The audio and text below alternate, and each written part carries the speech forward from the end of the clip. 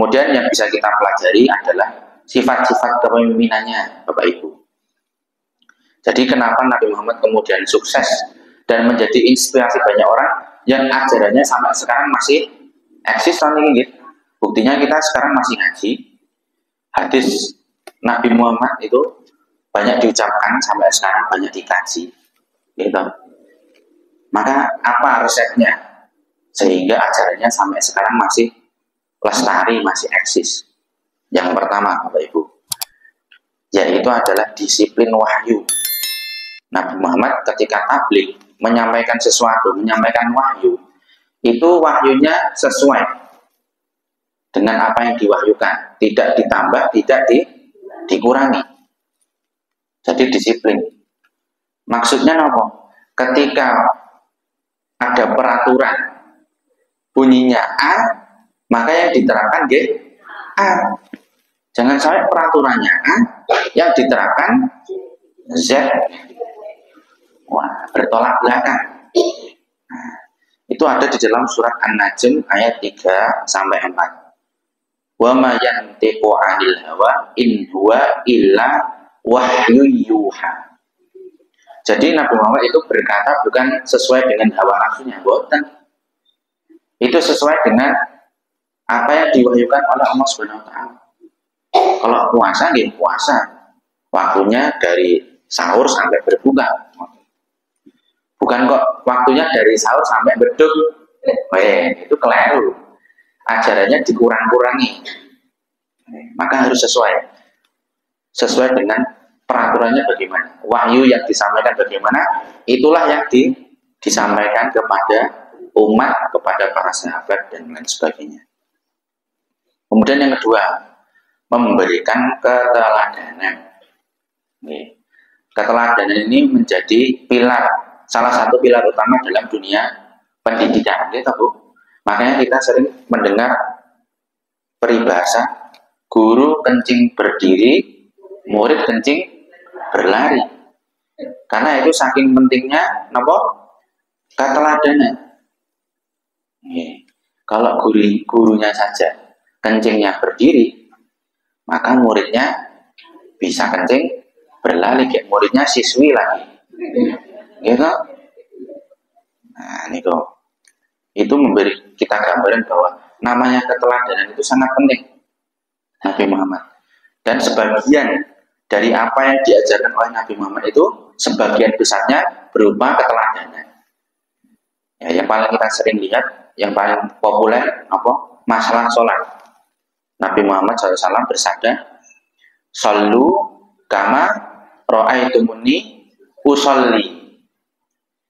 Kalau kamu bingung bagaimana caranya sholat, kamu sholat sebagaimana kamu melihat aku sholat. Itu memberikan contoh, memberikan teladan. Nah, maka keteladanan ini sangat penting buat kita saat ini. Kenapa? Karena kita sedang mengalami krisis keteladanan. Siapa yang bisa kita teladani Bu sekarang? Siapa? Ternyata wakil-wakil kita di sana tidak memberikan teladan yang baik. Gitu. Cara bernegara yang baik bagaimana? Ketika rapat ternyata malah nyanyi, ketika upacara malah joget. Jadi kita diberi teladan apa nih? Nyanyi dan joget. Nah, kemudian yang ketiga, komunikasi yang efektif.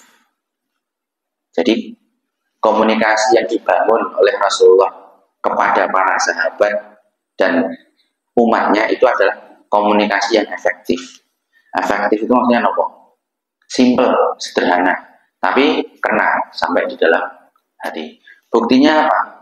Buktinya segala sesuatu yang diucapkan oleh Nabi Muhammad SAW itu dicatat, kemudian menjadi pedoman, sampai sekarang masih eksis dan dipakai. Namanya apa? Hadis Nabi Muhammad SAW. Hadis itu mungkin 70%-nya adalah perkataan Nabi Muhammad. Gitu. Jadi Nabi Muhammad ketika bersabda, gitu, langsung diingat. Dan memang mudah untuk diingat. Kenapa? Karena komunikasinya efektif. Ini hadis ya, lain dengan firman hadis. Jadi pemilihan atau redaksi yang dipilih oleh Nabi Muhammad itu benar-benar redaksi yang sekiranya sangat sederhana dan efektif, mudah diterima oleh audiensnya atau para jamaahnya, umatnya. Oke. Jadi tidak ada Nabi Muhammad kok ngendikane atau bersabdanya sudah tapi belum tapi sudah. Oh, tidak ada itu. Misalnya ada umat atau ada rakyat yang mengadukan persoalan kepada Nabi Muhammad. Kemudian Nabi Muhammad, ya tidak tahu kok tanya saya. Nah, gitu.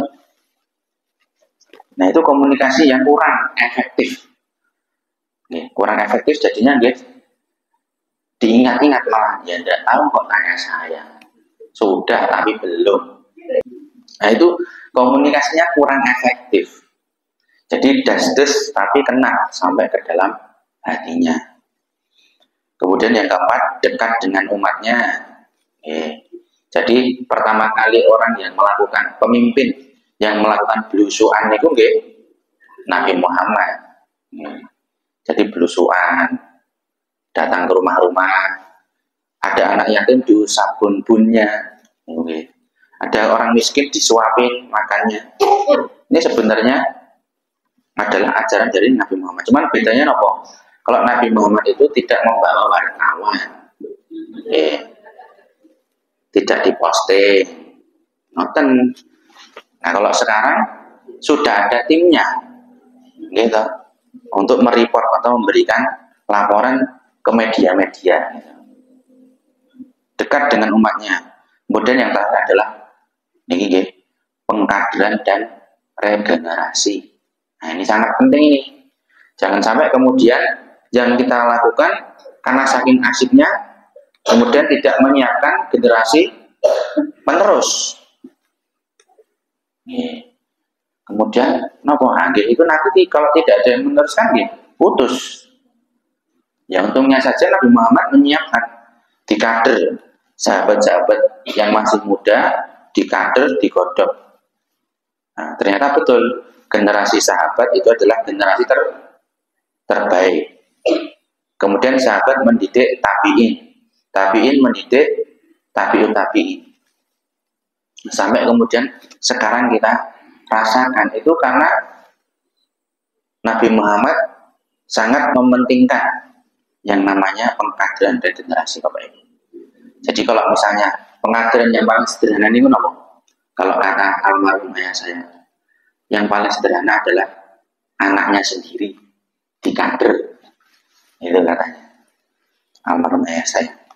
Insya Allah ketika kita menyiapkan generasi penerus, insya Allah kan kebaikan-kebaikan yang kita ajarkan akan dilanjutkan toh sama kader kita ya. Nah, insya Allah kebaikan itu yang kemudian mengirimkan pahala jariah ke dalam kuburan kita, gitu. Kita nggak ngapa-ngapain, ngerti-ngerti dikirimi pahala, karena ternyata amal kebaikan kita dilanjutkan oleh anak-anak kita, generasi penerus kita. Nah, itu pentingnya pengkaderan dan regenerasi.